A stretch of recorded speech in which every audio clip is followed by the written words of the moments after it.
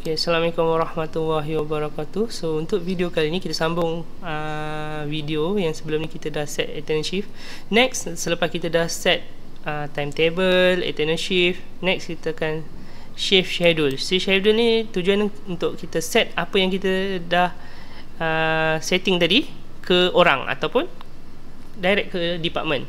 Sebagai contoh, okay, kat sini kita ada shift office satu kita baru buat. So bila orang tu nak start shift, contohlah kita buat bulan April, so kita just ambil 1 April sampai end time nya 28 April. So kita boleh pilih antara dua, nak assign to person ataupun assign to department. So untuk contoh kali ni saya assign department terus. Sebagai contoh kita ambil, saya letak department admin dengan finance. Alright, klik OK. So successfully apply. So macam mana kita nak tengok